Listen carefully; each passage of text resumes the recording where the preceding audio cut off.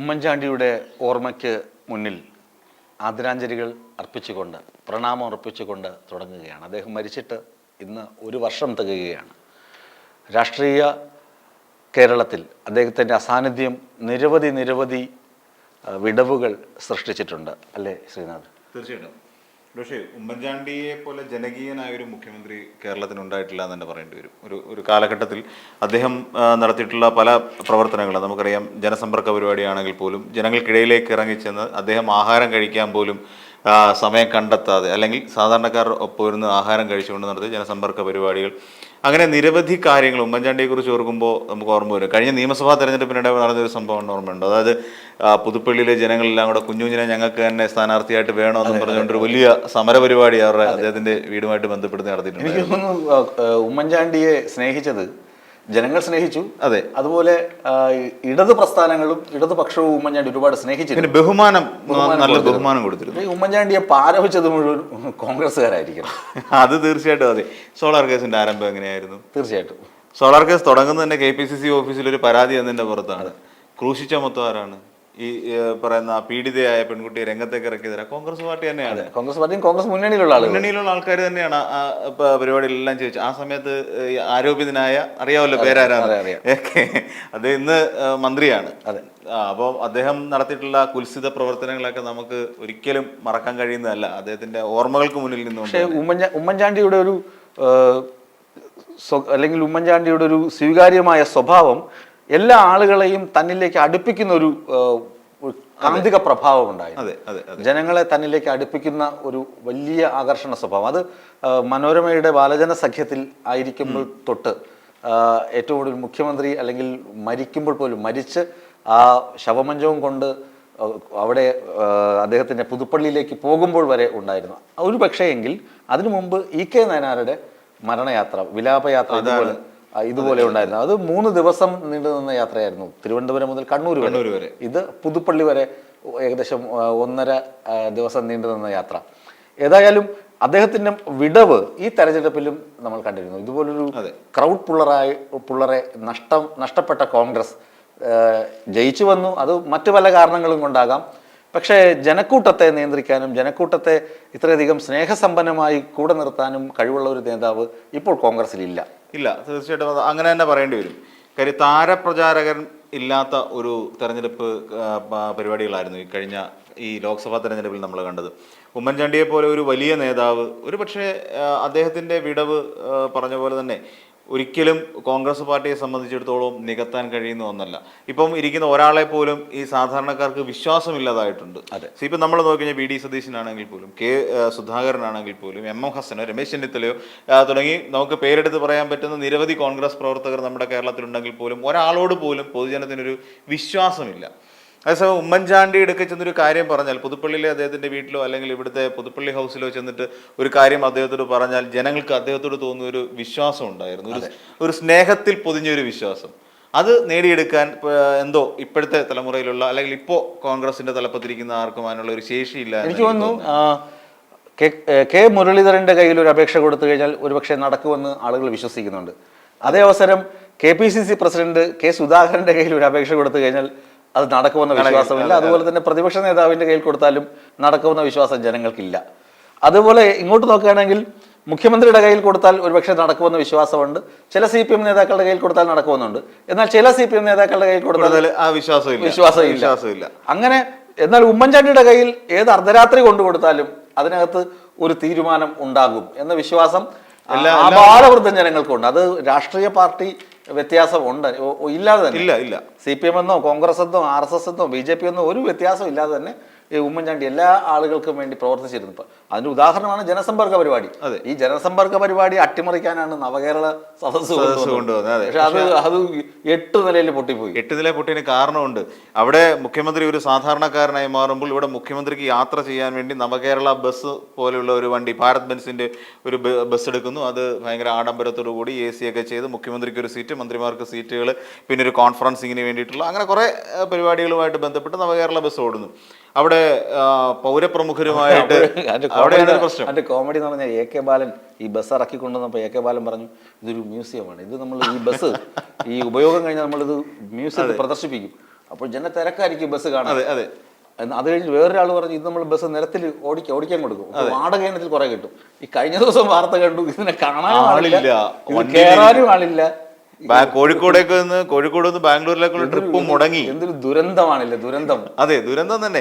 Trip മുടങ്ങിപ്പോയി. ആദ്യഘട്ടത്തിൽ ഈ bus ഓടി തുടങ്ങിയ ബാംഗ്ലൂരേക്ക് ഓടുന്ന സമയത്ത് 1-ാം നമ്പർ സീറ്റിന് വേണ്ടി ഭയങ്കര ബുക്കിംഗ് വരുന്നുണ്ട്, റൊട്ടേഷനുള്ള സീറ്റാ. അപ്പം 1-ാം നമ്പർ സീറ്റിന് വേണ്ടിയിട്ട് ഭയങ്കര ബുക്കിംഗ് ആണെന്നൊക്കെ വാർത്തകൾ വന്നിരുന്നു. അത് കഴിഞ്ഞ 2 ദിവസത്തേക്ക് മുമ്പ് ഒരു ട്രിപ്പ് മുടങ്ങേണ്ട അവസ്ഥ തോന്നുന്നു. ആരും അതിനകത്ത് ബുക്ക് ചെയ്യുന്നില്ല പോലും. ഇത് അതാണ് നവകേരള ബസ്, പിന്നെ നവകേരള യാത്രയുടെ. അത് മുൻമന്ത്രി എ കെ ബാലന്റെ നാവ് പിഴച്ചതോ അദ്ദേഹത്തിന്റെ നാവ് പൊന്നായിരിക്കട്ടെ. ശരിക്കും പറഞ്ഞാൽ അദ്ദേഹത്തിന്റെ നാക്ക് പൊന്നാകും. കാര്യം മിക്കവാറും അത് മ്യൂസിയത്തിലേക്ക് തന്നെ മാറ്റേണ്ടി വരും ഈ അവസ്ഥയാണെങ്കിൽ. സർവീസ് തുടങ്ങുമല്ലോ. അതെ അതെ. ഏതായാലും നവകേരള യാത്ര 8 നില പൊട്ടി. പക്ഷേ അതിന് സർക്കാർ പറഞ്ഞ ന്യായീകരണങ്ങളുണ്ട്. ജനസമ്പർക്ക യാത്ര പോലെ അല്ല ഞങ്ങൾ ഈ യാത്ര പ്ലാൻ ചെയ്തത്. ഞങ്ങളൊരു ഒഫീഷ്യൽ ട്രിപ്പാണ്. അതായത് ഓരോ പ്രദേശത്തും പോയിട്ട് സർക്കാരിൻ്റെ നയപരിപാടികൾ ഇതാണെന്ന് ഡിസ്കസ് ചെയ്യും. എന്നിട്ട് കുറേ അവരുടെ പരാതികളൊക്കെ സർക്കാർ ഉദ്യോഗസ്ഥർ കളക്ട് ചെയ്യും. ഉദ്യോഗസ്ഥ തലത്തിൽ ഇത് വിഭജിക്കും. ഏതൊക്കെ ഡിപ്പാർട്ട്മെൻറ്റാണ് ഈ പരാതികൾ കേൾക്കേണ്ടതെന്ന് വിഭജിച്ചിട്ട് അതാത് ഡിപ്പാർട്ട്മെൻറ്റുകൾ ഈ പരാതികൾക്ക് പരിഹാരം കണ്ടെത്തുമെന്നാണ് പുതിയ സർക്കാർ, അതായത് ഇടത് സർക്കാർ പ്ലാൻ ചെയ്തിരുന്നത്. പക്ഷേ ഉമ്മൻചാണ്ടിയുടെ പരിപാടി അങ്ങനെ ആയിരുന്നില്ല. ഉമ്മൻചാണ്ടി നേരിട്ട് അങ്ങോട്ട് ചെല്ലും, എല്ലാ പരാതിയും വാങ്ങും, എന്നിട്ട് അതാത് സർക്കാർ ഉദ്യോഗസ്ഥരെ വിളിക്കും, ഇതൊക്കെ ശരിയായി കൊടുക്കുന്നു പറയും. എന്നിട്ട് അവിടെ വെച്ച് തീർപ്പാക്കേണ്ടതാണെങ്കിൽ അവിടെ വെച്ച് ഒരു 1000 രൂപ കൊടുക്കേണ്ടതാണെങ്കിൽ കൊടുക്കാൻ പറയും. അങ്ങനെയായിരുന്നു ഉമ്മൻചാണ്ടി ചെയ്തിരുന്നത്. അപ്പോൾ കുറെ കൂടി അത് ജനകീയമായിരുന്നു. ഇത് ഉദ്യോഗസ്ഥ ബ്യൂറോക്രസിയുടെ ഒരു കടന്നുകയറ്റം ഇടത് സർക്കാരിന്റെ പരിപാടിക്കുണ്ടായിരുന്നു. അതിന്റെ ഒരു വ്യത്യാസം ഈ യാത്രയ്ക്കുണ്ടായിരുന്നു. അപ്പോഴും ഉമ്മൻചാണ്ടി എന്ന മനുഷ്യൻ അല്ലെങ്കിൽ മനുഷ്യ സ്നേഹി അവിടെയും ഉയർന്നു. അതാണ് എപ്പോഴും ഉമ്മൻചാണ്ടിയുടെ ആത്മാവിന് കുറച്ചുകൂടി വില കിട്ടുന്നത്. അതുപോലെ തന്നെ വിഴിഞ്ഞം പദ്ധതിയാണ് ഇപ്പൊ നമുക്കറിയാം. ഇപ്പോൾ എല്ലായിടത്തും ചർച്ച ചെയ്യുന്ന വിഴിഞ്ഞം പദ്ധതിയാണ്. വിഴിഞ്ഞത്തിന്റെ 1-ാം ഘട്ടം പദ്ധതി പൂർത്തിയായി. കണ്ടെയ്നർ ഷിപ്പ് വന്നു, മദർഷിപ്പ് വന്നു. അപ്പോഴും ഉമ്മൻചാണ്ടി സർക്കാരാണ് ഇതിന്റെ ഒരു പിതൃത്വം കൊണ്ടുവരുന്നത്. അത് മുമ്പ് തന്നെ എം വിജയകുമാർ തുറമുഖ മന്ത്രി, അതായത് ഇടതുമുന്നണി സർക്കാരിന്റെ കാലത്ത് എം വിജയകുമാർ തുറമുഖ മന്ത്രി ആയിരിക്കുമ്പോൾ ഇതിന്റെ പ്രാരംഭ പ്രവർത്തനങ്ങളൊക്കെ നടന്നിരുന്നു. അത് ആരും ഇടതുമുന്നണിയെ എതിർത്തിരുന്നൊന്നുമില്ല. അല്ല, അതിനുശേഷം VS അച്യുതാനന്ദൻ ഇരുന്ന സമയത്ത് ഒരു ചൈനീസ് കമ്പനിയെ കൊണ്ടുവന്നിരുന്നു അതിന്റെ വിഴിഞ്ഞം പ്രോജക്ട് നടപ്പിലാക്കാൻ വേണ്ടി. വിട്ടുമൊക്കെ ചെയ്തു. കോൺഗ്രസ് വെട്ടി. അതായത് ഇതിനകത്ത് ഈ വെട്ടലുകൾ നടക്കുന്നത് ഉണ്ട്. അതിപ്പോ കോൺഗ്രസ് കൊണ്ട് ചില സാഹചര്യങ്ങളിൽ എതിർത്തു എന്നല്ലാതെ വിഴിഞ്ഞത്ത് മദർ പോർട്ട് വരണമെന്ന് 2 കൂട്ടർ ആഗ്രഹിച്ചിരുന്നു. അത് നമ്മൾ തള്ളിക്കളയാൻ പാടില്ല. ഇപ്പൊ ചൈനീസ് കമ്പനിയെ കൊണ്ടുവന്നപ്പോൾ ജയറാം രമേശ് വെട്ടിയത് ചൈനക്കാർ വരുന്നു. ചൈനക്കാർ വന്ന് നയതന്ത്ര വെട്ടിയതാണ്. പക്ഷെ ഈ എം വിജയകുമാർ ഇരിക്കുമ്പോൾ ഇതിന്റെ ഈ അന്ന് ഞാൻ സൂര്യ ടി വിയിൽ ജോലി ചെയ്യുന്നുണ്ട്. അന്ന് ഏലിയസ് ജോർജ് സാറുണ്ട് NTV-യിൽ. അദ്ദേഹം ഇതിന്റെ പഠനമൊക്കെ നടത്തുന്ന സമയമാണ്. അപ്പോൾ ഇതിന്റെ ആഴത്തെക്കുറിച്ചൊക്കെ വളരെ ഡീറ്റെയിൽ ആയിട്ടുള്ള പഠനങ്ങളൊക്കെ പുറത്തു വന്നത് എം വിജയകുമാർ തുറമുഖ മന്ത്രി ആയിരിക്കുമ്പോഴാണ്. അപ്പോൾ നമുക്ക് തന്നെ അറിയാം, 20 മീറ്ററിലധികം ആഴമുണ്ട് ഇവിടെ. 15-10 മീറ്റർ മതി വലിയ ഷിപ്പിന് വന്നു പോകാൻ. അപ്പോൾ ഇത്രയും ആഴമുള്ള പ്രകൃതിദത്തമായ തുറമുഖം നമുക്കുണ്ട്. അപ്പൊ പിന്നെ എന്തുകൊണ്ട് ഇവിടെ ആയിക്കൂടാ എന്ന ചിന്ത ഇടതുമുന്നണിക്ക് ഉണ്ടായിരുന്നു. അത് ഉമ്മൻചാണ്ടി സർക്കാർ വന്നപ്പോൾ കുറച്ചുകൂടി വിപുലമാക്കുകയും കരാറിലേക്ക് പോവുകയും ചെയ്തു. പിന്നെ അദാനി എന്ന് പറയുമ്പോൾ നമുക്കിപ്പോൾ ഈ ചില ഇഷ്ടമില്ലാത്ത അച്ചി തൊട്ടതെല്ലാം കുറ്റം എന്ന് പറയുന്നത് പോലെ ഇടതുമുന്നണിക്ക് ചില സമയങ്ങളിൽ ചില കുത്സിത ബുദ്ധി തോന്നും. പറഞ്ഞാൽ നീയാണ് ചെയ്യുന്നത് എന്നാ പിന്നെ വേണ്ടേ. അപ്പൊ സ്കൂൾ തലത്തിൽ കണ്ടിട്ടില്ല, സ്കൂളിൽ ഇലക്ഷൻ ഒക്കെ വരുമ്പോൾ അവനത് ചെയ്യുന്നത്, എന്നാ പിന്നെ അത് വേണ്ട. കുഞ്ഞു കാര്യമായിരിക്കും, വെറുതെ സമരം ചെയ്യും. എന്നാൽ അത് ഇവർ തന്നെ ചെയ്യുകയും കൂട്ടായി തന്നെ ചെയ്യുകയും ചെയ്യും. അത് അങ്ങനെ കരുതിയാൽ മതി അത്. പക്ഷെ ഉമ്മൻചാണ്ടിയെ മുഖ്യമന്ത്രി പ്രസംഗത്തിൽ അനുസ്മരിക്കാതെ പോയതൊക്കെ തെറ്റാണ്. അങ്ങനെയൊന്നും പറയുകയൊക്കെ ചെയ്തു. അത് നല്ല കാര്യം തന്നെ. ഉമ്മൻചാണ്ടിയുടെ എടുത്തു പറഞ്ഞേ തീരും. ഉമ്മൻചാണ്ടിയുടെ വിഴിഞ്ഞം പോർട്ടിന് വേണ്ടി ഉമ്മൻചാണ്ടി എടുത്ത ശ്രമങ്ങൾ, പ്രത്യേകിച്ച് അദ്ദേഹത്തിന്റെ ചരമവാർഷികം അടുത്ത ദിവസങ്ങളിലാണ് ഇത് വരുന്നത്. അപ്പൊ തീർച്ചയായും ഉമ്മൻചാണ്ടിയുടെ ഒരു നല്ലൊരു സ്മാരകം വിഴിഞ്ഞം പോർട്ടിനടുത്ത് വേണം എന്നാണ് എൻ്റെ ഒരു അഭിപ്രായം. ഒരു പ്രതിമയോ അല്ലെങ്കിൽ ഒരു സർക്കാർ തലത്തിൽ വേണം, അവിടെ വേണം. ഉമ്മൻചാണ്ടി ഇതിന്റെ ഒരു ഒരു സംരംഭം കൊണ്ടുവരാൻ പ്രയത്നിച്ച ഒരു രാഷ്ട്രീയ പ്രമുഖ നേതാവ് എന്ന നിലയിൽ അല്ലെങ്കിൽ മുൻ മുഖ്യമന്ത്രി എന്ന നിലയിൽ അദ്ദേഹത്തിന്റെ ഒരു സ്തൂപമെങ്കിലും അവിടെ ആവശ്യമാണ് സ്ഥാപിച്ച്. അത് വരും തലമുറയ്ക്ക് ഒരു പാഠമാകണം ഇത്. കാരണം എല്ലാ കാലത്തും നമ്മുടെ ഭൂമി നിലനിൽക്കോ അല്ലെങ്കിൽ ഈ തുറമുഖം നിലനിൽക്കുമെന്നല്ല. ഒരു വലിയ കൊടുങ്കാറ്റോ ഒരു സുനാമി അടിച്ചതൊക്കെ തീർന്നു പോകും. പക്ഷെ എങ്കിലും ഒരു സംഭവം വേണം അവിടെ. അതെ, ജോയി ഇപ്പോൾ പറഞ്ഞതെന്ന് വെച്ചാൽ നമ്മൾ പിന്നെ സർക്കാർ തലത്തിൽ ഉമ്മൻചാണ്ടിയെ അനുസ്മരിക്കുന്നതിന് വേണ്ടിയിട്ട് ഇപ്പോൾ അവിടെ വിഴിഞ്ഞത്തൊരു ഇത് വേണമെന്ന് പറഞ്ഞു. പക്ഷേ കോൺഗ്രസ്സുകാർ എത്രത്തോളം ഉമ്മൻചാണ്ടിയെ അനുസ്മരിക്കുന്നുണ്ട്? കോൺഗ്രസിന്റെ കാര്യം വിടും. അല്ല, അതാണല്ലോ പ്രധാന കാര്യം. ഒരു കോൺഗ്രസ് എന്ന് പറഞ്ഞു കഴിഞ്ഞാൽ കോൺഗ്രസ് എന്ന് പറയുന്നത് എന്താണ്? നന്മയുള്ള ഒരു മനുഷ്യൻ കോൺഗ്രസിലുണ്ടെങ്കിൽ അയാളെ, ഈ ഞണ്ടിന്റെ കഥ അറിയാമോ? ഞണ്ടിന്റെ കഥ, ഒരു ഞണ്ട് മികവുറ്റ ഒരു ഞണ്ട് ഇങ്ങനെ ഒരു പാത്രത്തിൽ നിന്ന് മുകളിലോട്ട് കയറാണെങ്കിൽ മറ്റു ഞണ്ടുകൾ എന്ത് ചെയ്യും? അതാണ് കോൺഗ്രസിന്റെ അവസ്ഥ. കോൺഗ്രസിന്റെ ഇപ്പൊ രാഹുൽ ഗാന്ധി നല്ലൊരു മനുഷ്യനാണ്. രാഹുൽ ഗാന്ധിയെ കൊണ്ട് കോൺഗ്രസ് കേരളത്തിൽ നടക്കുന്നത് എന്തിനാണ്? രാഹുൽ ഗാന്ധിയുടെ നിഴലിൽ ഒരു കഴിവുമില്ലാത്ത കുറെ നേതാക്കൾ കൂടെ പിടിച്ചു നിൽക്കാം. ഒരു ഗുണവും മണവും ഇല്ലാത്ത കുറെ മൂന്നാംകിട കോൺഗ്രസ്സുകാരന്മാർക്ക് ഇവിടെ ജയിച്ചു പോകാം, അല്ലെങ്കിൽ കുറെ തട്ടിപ്പ് നടത്താം, കുറെ പൈസ ഉണ്ടാക്കാം. അതുകൊണ്ടാണ് രാഹുൽ ഗാന്ധിയെ കേരളത്തിൽ വളർത്തിക്കൊണ്ടുവരുന്നത്, രാഹുൽ ഗാന്ധിയെ കൊണ്ടു നടക്കുന്നത്. അല്ലാതെ രാഹുൽ ഗാന്ധിയെ വളർത്തി തോളത്ത് വെക്കാൻ വേണ്ടിയല്ല, പ്രധാനമന്ത്രിയിലേക്ക് എത്തിക്കാനുള്ള ശ്രമം അവരുടെ ഭാഗത്തില്ല. ഉത്തരേന്ത്യയിൽ രാഹുൽ ഗാന്ധി കിടന്ന് മാടുപോലെ കിടന്ന് പണിയെടുക്കുന്നുണ്ട്. ഇപ്പൊ തന്നെ ഈ നമ്മുടെ അംബാനിയുടെ മകന്റെ കല്യാണം നടന്നു. അവിടെ ഉത്തരേന്ത്യയിലൊക്കെ വരുന്ന പോസ്റ്റുകളൊക്കെ വേറെ തരത്തിലാണ്. കാരണം അംബാനിയുടെ മകന് ചില അസുഖങ്ങളുണ്ട്. അപ്പൊ ആ അസുഖങ്ങളൊക്കെ ഒരു അച്ഛന്റെയും അമ്മയുടെയും ദുഃഖമാണ്. അദ്ദേഹത്തിന്റെ സ്വത്തിന്റെ ഒരു കടുക് മണിയുടെ അംശം മാത്രമാണ് ഈ കല്യാണത്തിന്. അതാണ് നമ്മൾ ഈ കോടിക്കണക്കിന് രൂപയുടെ വാച്ച് എന്നൊക്കെ 5000 കോടി എന്നൊക്കെ പറഞ്ഞാൽ അയാൾക്ക് നിസ്സാരമാണ്. ഇവിടെ ഈ പറയുന്നത് പോലെ 5000 കോടി എന്ന് പറഞ്ഞാൽ അദ്ദേഹത്തെ സംബന്ധിച്ച് നിസ്സാരമാണ്. നിസ്സാരം, വെറും നിസ്സാരം, ചുമ്മാ തുമ്മിക്കളയുന്ന പൈസ ആയിരിക്കാം. ഇവിടെ അത് വലിയ വിലയുള്ള സംഭവമാണ്. അവിടെ രാഹുൽ ഗാന്ധി പങ്കെടുത്തില്ല. രാഹുൽ ഗാന്ധി അപ്പോൾ ചേരി പ്രദേശത്തായിരുന്നു. അത് ഉത്തരേന്ത്യയിൽ അത് മാർക്കറ്റ് ചെയ്യുന്ന വേറെ തരത്തില്, വേറെ പൊളിറ്റിക്സ് ആണ്. പിസ്സ കഴിച്ചുകൊണ്ടിരിക്കുന്നു വാർത്തകൾ. ഇവിടെ വരുന്ന വാർത്ത എന്ന് പറഞ്ഞു കഴിഞ്ഞാൽ വേറെ തരത്തിലാണ്. അവിടെ പോയില്ല, എന്താണ് ഈ രാഷ്ട്രീയം അംബാനിക്കെതിരാണ്, അദാനിക്കെതിരാണ് എന്ന തരത്തിൽ ഇവിടെ വരുന്ന രാഷ്ട്രീയ ചർച്ചകൾ വേറെ അംബാനിക്കും അദാനിക്കും എതിരെയല്ല. ഇത് ശരിക്കും രാഹുൽ ഗാന്ധിക്കെതിരെ തന്നെ ബൂമറാങ് വളച്ചുവിടുന്ന തരത്തിലുള്ള എഴുത്താണ് ഇവിടെ വരുന്നത്. പക്ഷെ ഉത്തരേന്ത്യയിൽ നടക്കുന്ന ചർച്ച വേറെ തരത്തിലാണ്. ഇവിടെ രാഹുൽ ഗാന്ധി അംബാനിക്കെതിരെ തിരിച്ചുവിട്ടത് കൊണ്ടോ അദാനിക്കെതിരെ തിരിച്ചുവിട്ടത് കൊണ്ടോ കാര്യമില്ല. രാഹുൽ ഗാന്ധി റിയലായിട്ട് മണ്ണിന്റെ മക്കൾക്കൊപ്പം ഫൈറ്റ് ചെയ്യുന്ന കോൺഗ്രസ്സുകാരനാണ്. അതൊക്കെ അത് വേണം. എന്നാൽ അംബാനിയുടെ ശത്രുവാക്കി രാഹുൽ ഗാന്ധി ചിത്രീകരിക്കേണ്ട. അംബാനിയുടെ ശത്രു ആവുന്നതുകൊണ്ട് എന്താണ് പ്രയോജനം രാഹുൽ ഗാന്ധിക്ക്? അദാനിയുടെ ശത്രുവാണ് പ്രയോജനം, ഒരു പ്രയോജനവും കിട്ടുന്നില്ല. അദാനിയുടെ ശത്രുവാണ് രാഹുൽ ഗാന്ധി എന്ന് പറയുന്ന നേട്ടമുണ്ട്. കാരണം അംബാനി അദാനിയും ഇന്ത്യയിലെ ഇൻവെസ്റ്റേഴ്സ് ആണ്. രാജ്യത്തെ ഏറ്റവും വലിയ ജിയോ ഫോണ്, ഇന്റർനെറ്റ്, അതുപോലെ ഗ്യാസ്, ഇത് ഇങ്ങനെ തുടങ്ങി ഒരുപാട് മൊബൈൽ ഫോണിലെ ഒരു വിപ്ലവം ഉണ്ടാക്കിയത് ശരിക്കും അംബാനി ആണ്. കാര്യം ആദ്യം റിലയൻസ് എന്ന് പറയുന്ന ഒരു ചോട്ടാ ഫോൺ എല്ലാവരെയും നമ്മുടെ കൈ കൊണ്ട് തന്നു. ജിയോ 4G എന്ന് പറയുന്ന ഒരു കാര്യത്തെ നമ്മൾ രാജ്യത്തുള്ളവർക്ക് പരിചയപ്പെടുത്തുന്ന അദ്ദേഹമല്ലേ? അതെ, തീർച്ചയായും. ഇതാ യഥാർത്ഥത്തില് ഈ സംരംഭങ്ങൾ വന്നതോടുകൂടി നമ്മുടെ പൊതുമേഖലാ സ്ഥാപനമായ BSNL അങ്ങനെ തുടങ്ങിയ സംഭവങ്ങളൊക്കെ നശിച്ചുപോയി, അല്ലെങ്കിൽ മൺമറഞ്ഞു പോയി. അതൊക്കെ മോദി സർക്കാർ അതൊക്കെ കൊണ്ട് അടിയറ വെച്ചു. അതൊക്കെ വാസ്തവമാണ്, വിമർശന ബുദ്ധിയോടുകൂടി കാണേണ്ടതുമാണ്. പക്ഷേ ഈ വ്യവസായികളെ നമ്മൾ കണ്ടില്ല എന്നടിക്കരുത്. ഈ വ്യവസായികളെ കോൺഗ്രസ്സുകാരല്ല, രാഹുൽ ഗാന്ധി ഇവരെയൊക്കെ എതിർക്കുകയാണ്, രാഹുൽ ഗാന്ധി ഇവരുടെയൊക്കെ ശത്രുവാണ് എന്ന തരത്തിലുള്ള ക്യാമ്പയിൻ കേരളത്തിൽ നടക്കുന്നത് ശരിയുമല്ല. അതുപോലെയാണ് ഉമ്മൻചാണ്ടിയുടെ കാര്യം. ഉമ്മൻചാണ്ടിയെ നമ്മുടെ കേരളത്തിലെ പൊളിറ്റീഷ്യന്മാർ, കേരളത്തിലെ കോൺഗ്രസ്സുകാർ എടുത്ത് പ്രകീർത്തിക്കുന്ന കണ്ടു കഴിഞ്ഞാൽ വേറെ തരത്തിലാണ്. ഉമ്മൻചാണ്ടി എന്തായിരുന്നുവോ അതിനല്ല അവർ കാണിക്കുന്നത്. ഉമ്മൻചാണ്ടിയെ വേറൊരു തലത്തിൽ ആക്കുകയാണ് ചെയ്യുന്നത്. അത് ഈ അവസാന ഘട്ടങ്ങളിൽ പോലും അദ്ദേഹത്തെ ആ ലെവലിലേക്ക് കൊണ്ട് എത്തിക്കാനാണ് ശ്രമിച്ചത്. തീർച്ചയായിട്ടും. എനിക്ക് തോന്നുന്നത് എനിക്ക് അത്രത്തോട്ടും ഇഷ്ടപ്പെടാതെ പോയ, അല്ലെങ്കിൽ എനിക്ക് വ്യക്തിപരമായിട്ട് അത്ര ഒരു താല്പര്യം തോന്നാത്ത അദ്ദേഹത്തിന്റെ വിലാപയാത്രയായിരുന്നു. എവിടെയൊക്കെയോ മനഃപൂർവ്വമായി അത് ലാഗ് ചെയ്യുന്നു എന്ന് എനിക്ക് തോന്നിപ്പോയി. കാര്യം പല സ്ഥലത്തു നിന്നും അങ്ങനെ ചില അഭിപ്രായങ്ങളും എനിക്ക് കേൾക്കേണ്ടി വന്നിട്ടുണ്ട്. ഇത് കുറച്ചുകൂടെ വൈകിപ്പോയാൽ മതി എന്ന രീതിയിലുള്ള ചില ആക്ഷേപങ്ങളും അദ്ദേഹത്തിന്റെ വിലാപയാത്രയ്ക്കിടെ ഉണ്ടതായിട്ട് ഞാൻ അറിയുന്നു. അതുകൊണ്ട് തന്നെ വളരെ വൈകി അവിടെ എത്തിക്കുന്നു. അന്ന് ആ സമയം എന്ന് പറഞ്ഞാൽ ഇതുപോലെ തന്നെ നല്ല മഴ പെയ്യുന്ന ഒരു സമയം.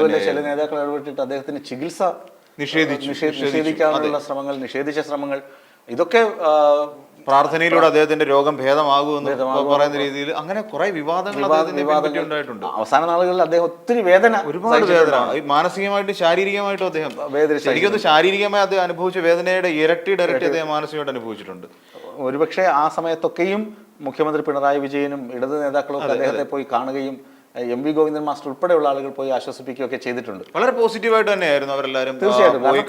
നമ്മുടെ ഇവിടെയുള്ള പ്രത്യേകത, നമ്മുടെ കേരളത്തിൽ വളരെ കുറച്ച് ജനസംഖ്യയുള്ളൂ. നമ്മൾ ഇടതെന്നും വലതെന്നും BJP എന്നൊക്കെ പറയുമ്പോഴും ഈ നേതാക്കളൊന്നും പരസ്പരം മല്ലടിക്കുന്നവരോ ശത്രുക്കളോ അല്ല.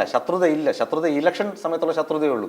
അതാണ് കേരളത്തിൽ ഒരു വലിയ വർഗീയ ധ്രുവീകരണമോ വർഗീയ ഫാസിസ ശത്രുതയോ അല്ലെങ്കിൽ അങ്ങനെ ഒരു കലാപമോ ഇല്ലാതെ പോകുന്നത് ഇവിടെ നേതാക്കൾക്ക് പരസ്പരം അറിയാം. ഇവിടെ മത നേതാക്കൾക്കും സമുദായ നേതാക്കൾക്കും പരസ്പരം അറിയാം. ഇവിടുത്തെ ജനങ്ങൾ എങ്ങനെയാണെന്ന് അറിയാം. ഇവിടുത്തെ വോട്ടിംഗ് പാറ്റേൺ അറിയാം. ഇപ്പോഴാണ് ചില തോതിലെങ്കിലും ചില വർഗീയ വിഷം കലർത്താൻ എടുത്തു പറഞ്ഞുതരാം. ഈ വെള്ളാപ്പള്ളിയെ പോലുള്ള ചില ആളുകളാണ് ഈ വിഷം കലർത്തി, ഈ കലക്ക വെള്ളത്തിൽ മീൻ പിടിക്കാൻ വിഷം കലർത്തി ഈ കൊണ്ടുവരുന്നത്. അത് പറയുന്നത് ഉമ്മൻചാണ്ടിയൊക്കെ ഉണ്ടായിരുന്നുവെങ്കിൽ വെള്ളാപ്പള്ളി ഇങ്ങനെ വിലസില്ല. വെള്ളാപ്പള്ളിയൊക്കെ നിർത്തേണ്ട സ്ഥലത്ത് നിർത്തി പൊരിക്കാൻ. സത്യത്തില് എനിക്ക് തോന്നുന്നു ഇടതുപക്ഷത്തിന് വലിയൊരു അബദ്ധം പറ്റിയതാണ്. ഈ വെള്ളാപ്പള്ളി പറയുന്നതെല്ലാം കേട്ടിട്ട് വെള്ളാപ്പള്ളി ഒരു വലിയ സമുദായത്തെ മുഴുവൻ നയിക്കുന്ന ഒരാളാണ്, അതുകൊണ്ട് വെള്ളാപ്പള്ളിയെ പിണക്കാൻ പാടില്ല എന്ന് ഇടതുപക്ഷത്തിന് എപ്പോഴൊക്കെയോ ഒരു തെറ്റിദ്ധാരണ ഉണ്ടായി. അതിന്റെ ഭാഗമാണ്. പക്ഷെ ഇപ്പൊ അത് തിരുത്തിക്കൊണ്ടിരിക്കുകയാണ്. മാത്രമല്ല, വെള്ളാപ്പള്ളി ഒരു വലിയ സമുദായത്തിന്റെ ആളായി നിന്നുകൊണ്ട് ആ സമുദായത്തെ മുഴുവൻ ഒറ്റിക്കൊടുക്കുക വഴിതെറ്റിച്ചുകൊണ്ടിരിക്കുകയാണെന്ന് ഇപ്പൊ തിരിച്ചറിയുന്നു. സമുദായം തിരിച്ചറിഞ്ഞുകൊണ്ടിരിക്കുകയാണ്. ഇപ്പൊ ഇനിയിപ്പോ സമുദായത്തെ രക്ഷിക്കാൻ പുതിയ ആരെങ്കിലും വരണം. അതിലേക്ക് കൊണ്ടെത്തിയാലേ ശരിയാവുള്ളൂ. അല്ലെങ്കിൽ ആ സമുദായ SNDP എന്ന് പറയുന്ന ആ ഒരു പരിപാവനമായ സംഘടന തന്നെ ഒരു പക്ഷേ പിന്നെ ഈ വെള്ളാപ്പള്ളി ഇത്തരം സാഹചര്യങ്ങളിലാണ് നമ്മൾ ഉമ്മൻചാണ്ടിയുടെ അസാന്നിധ്യമൊക്കെ ചർച്ച ചെയ്യപ്പെടുന്നത്.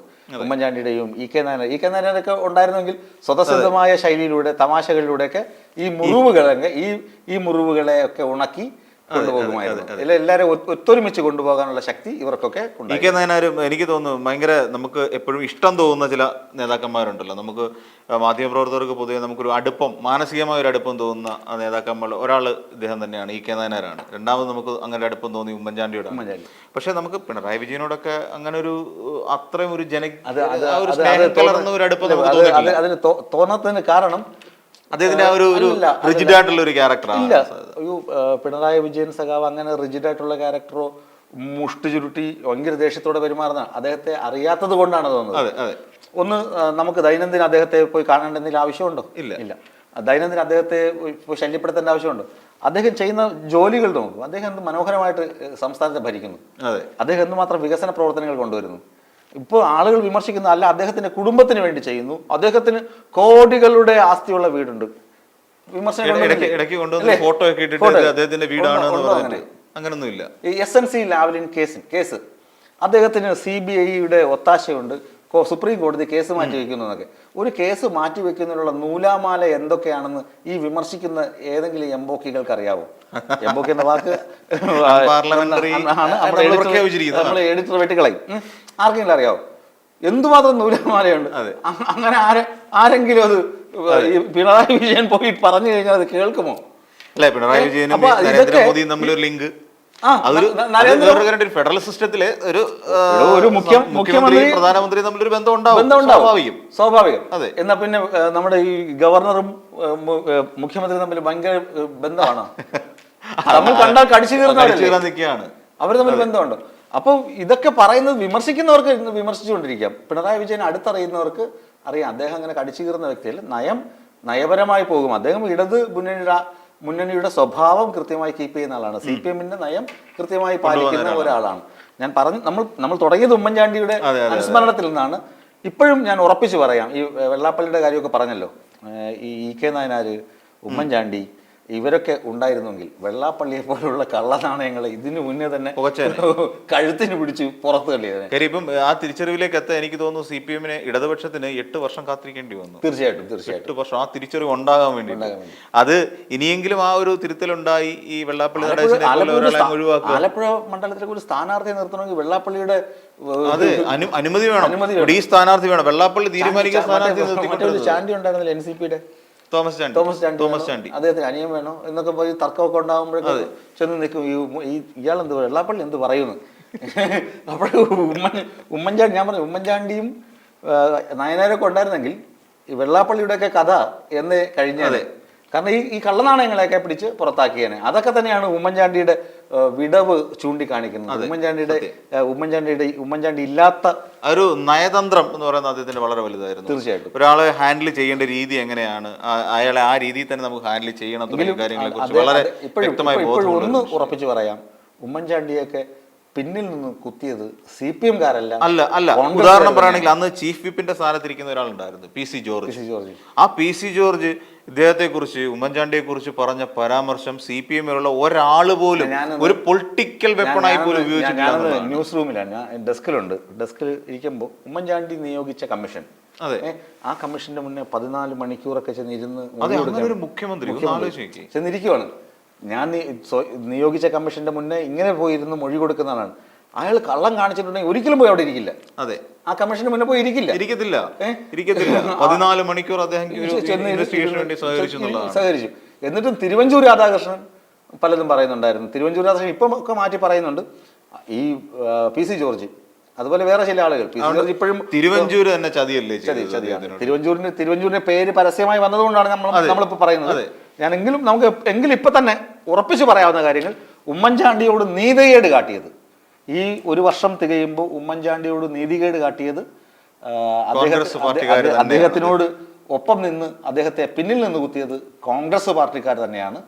അദ്ദേഹം ഉണ്ടായിരുന്നുവെങ്കിൽ, അദ്ദേഹവും നയനാരെ പോലുള്ള മനുഷ്യസ്നേഹികളായ മുഖ്യമന്ത്രിമാരൊക്കെ ഉണ്ടായിരുന്നുവെങ്കിൽ, ഈ വെള്ളാപ്പള്ളിയെ പോലുള്ള സമുദായത്തിൽ വിഷം കലക്കി കള്ളനാണയങ്ങൾ സമുദായത്തിലും സമൂഹത്തിലും വിഷം കലക്കി നേട്ടം കൊയ്യാൻ വെമ്പൽ കൊള്ളുന്ന ചെകുത്തന്മാരെ, ചെന്നായ്ക്കളെയൊക്കെ കഴുത്തിന് പിടിച്ച് പുറത്താക്കുമായിരുന്നു എന്ന കാര്യത്തിലും യാതൊരു തർക്കവുമില്ല. അദ്ദേഹത്തിന്റെ ആത്മാവിന് 100 കോടി പ്രണാമങ്ങൾ.